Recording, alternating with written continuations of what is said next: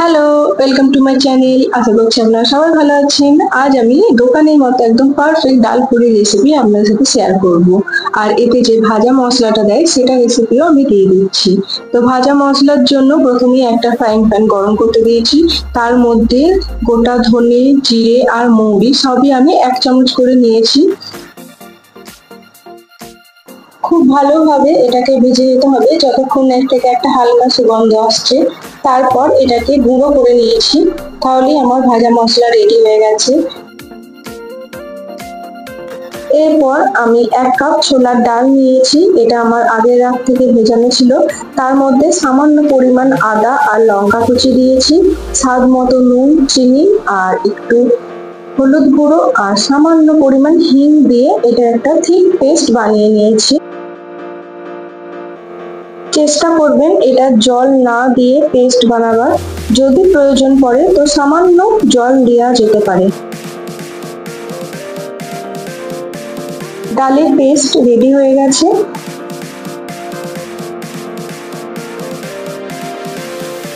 এরপর আমি frying pan নিয়েছি, তেল দিয়েছি সামান্য। তেলটা গরম হয়ে গেলে তার মধ্যে সামান্য পরিমাণ হিং দিয়ে নেড়ে চেড়ে নিয়েছি। তারপর যে ডালের পেস্টটা তৈরি করেছিলাম সেটা দিয়ে দিতে হবে এবং খুব ভালোভাবে নেড়ে চেড়ে নিতে হবে।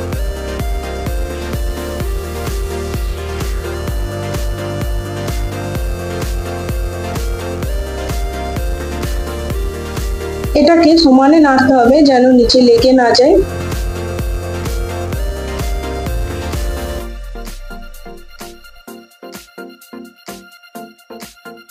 পর আমি যে ভাজা মশলাটা রেডি করে রেখেছিলাম সেই ভাজা মশলাটা আমি 2 চামচ মতো দিয়ে দিয়েছি। ভাজা মশলা দিয়ে এটাকে আবারও ভালো করে নেড়ে চেড়ে নিয়ে একটু ঝুড়ো ঝুড়ো করে নিয়েছি।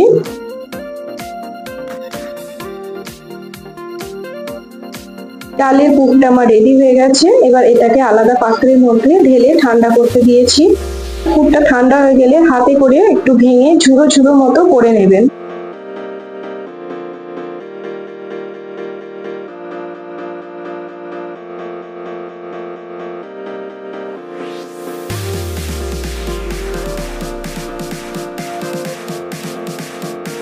এরপর একটা পাত্রের মধ্যে আমি 2 কাপ মতো ময়দা নিয়েছি আর তার মধ্যে পরিমাণ মতো নুন আর চিনি দিয়েছি আর 3 চামচ মতো সাদা তেল দিয়েছি।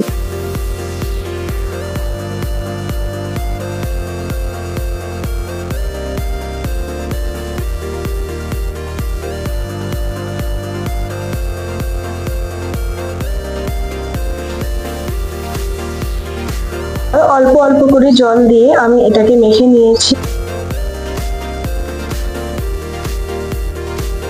বেশি পরিমাণ জল দিয়ে দেবেন না, অল্প অল্প করে জল দিয়ে এটাকে মাখতে থাকবেন, কারণ মাখাটা খুব বেশি নরম হয়ে গেলে ভাজার সময় এটাতে খুব বেশি পরিমাণ তেল টেনে নিতে পারে। তাই খুব শক্ত নয় খুব নরম নয়, মাঝামাঝি টাইপের একটা ডো তৈরি করে নেবেন।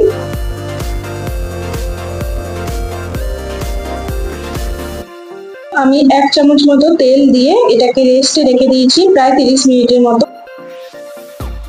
ডালের পুরটাকে আমি হাতে করে ঝুড়ো ঝুড়ো করে নিয়েছি আর মেখে রাখা ময়দা থেকে আমি লেচি কেটে নিয়েছি।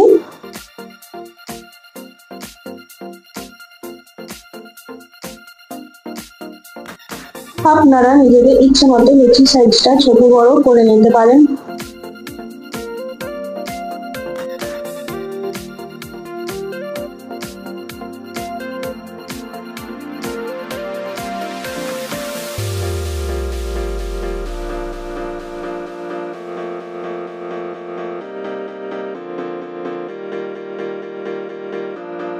হাতের সাহায্যে এভাবে গোল করে এর মধ্যে 2 চামচ মতো আমি পুর ভরে দিয়েছি।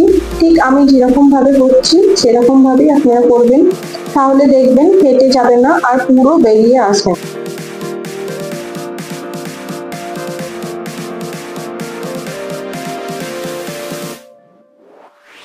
ঠিক একইভাবে বাকিগুলোর মধ্যেও আমি পুর ভরে রেডি করে নিয়েছি।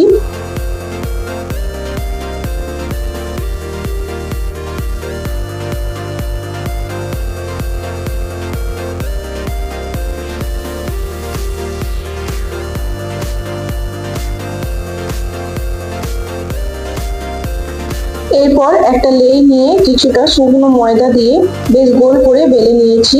খুব পাতলাও বেলবেন না, আবার খুব মোটাও নয়, মাঝারি সাইজের বেলে নিতে হবে।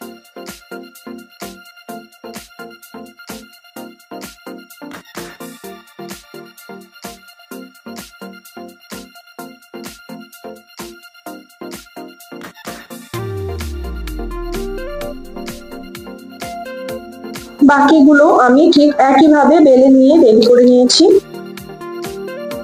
সবকটা আমার রেডি হয়ে গেছে।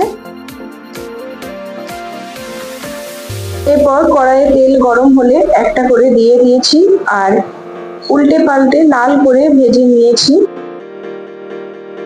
এই ছোলার ডালের পুরওয়ালা ডাল পুরিটা খেতে কিন্তু সত্যি অসাধারণ হয়। আপনারা অবশ্যই বাড়িতে ট্রাই করবেন। আর আমার রেসিপিটি কেমন লাগলো অবশ্যই জানাবেন কমেন্ট বক্সে।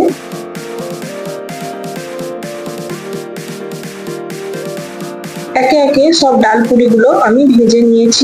সুন্দর লাল লাল ফুলকো ফুলকো ডাল পুরি রেডি হয়ে গেছে। আমি ভেঙে দেখাচ্ছি, পুরোটাই পুরে ঠাসা একটা ডাল পুরি।